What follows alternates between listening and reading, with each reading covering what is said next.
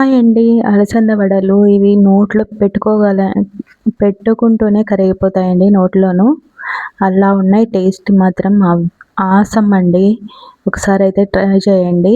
ఒకసారి ట్రై చేస్తే మళ్ళీ మళ్ళీ ఇవే చేసుకొని తినాలనిపిస్తుంది బ్రేక్‌ఫాస్ట్‌గా. అట్లని పదే పదే కూడా చేసుకోలేంలేండి.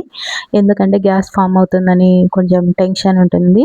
అట్‌లీస్ట్ మంత్లీ వన్స్ అయినా చేసుకొని తినాలనిపిస్తుంది. నైట్ అంతా అలసంద పప్పు అనేది నానబెట్టాలండి. నానబెట్టి మార్నింగ్ వాష్ చేసుకొని గుండు కింద ఫస్ట్ అలసంద పప్పు కొద్దిగా వేసుకొని మిక్స్ చేసుకోవాలి. అది కొద్దిగా మెత్తగా అయ్యే వరకు. తర్వాత మిర్చి, కొద్దిగా అల్లము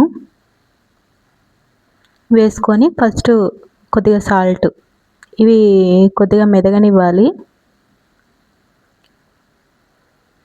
మళ్ళీ కరివేపాకు, కొత్తిమీర కూడా వేసుకొని అది కూడా మిక్స్ చేసుకోవాలండి.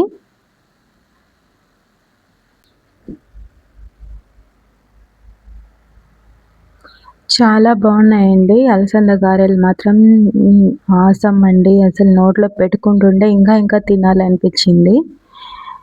తర్వాత ఆనియన్స్ కూడా వేసి మిక్స్ చేసుకోవాలి. ఆనియన్స్, కరివేపాకు ఎంత అయితే మనం క్వాంటిటీ ఎక్కువ వాడతామో గారెలు అనేటివి అంత టేస్ట్ వస్తాయి. పిండి అంతా ఇలా రెడీ అవుతుందండి.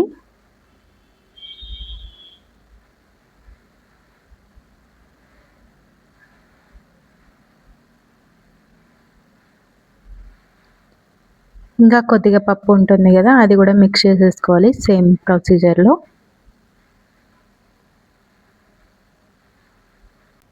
తర్వాత కడాయి పెట్టుకొని సరిపడినంత ఆయిల్ వేసుకోవాలి. మా అమ్మ అయితే ఇది మామూలుగా తడి క్లాత్ తీసుకొని అందులో చేస్తుంది.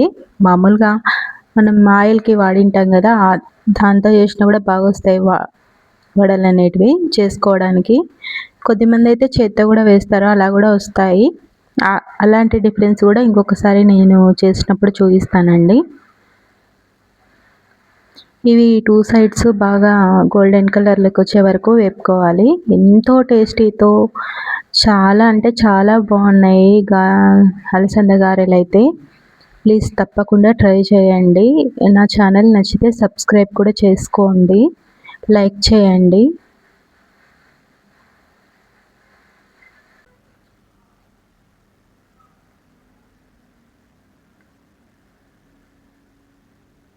ఇలా 2 సైడ్‌లు గోల్డెన్ కలర్‌లోకి వచ్చే వరకు వేపుకోవాలండి. అప్పుడే గారెలు అనేటివి చాలా టేస్ట్ వస్తాయి, అలసంద గారెలు.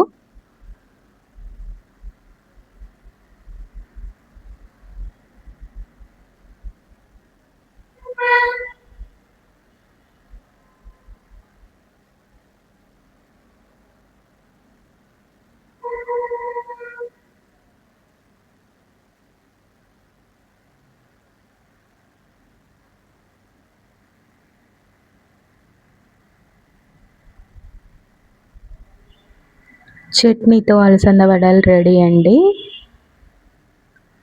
చట్నీ కూడా ఈరోజు రోట్లోనే నూరడం జరిగింది. చాలా టేస్ట్ ఉంది. ప్లీజ్ నా ఛానల్ నచ్చితే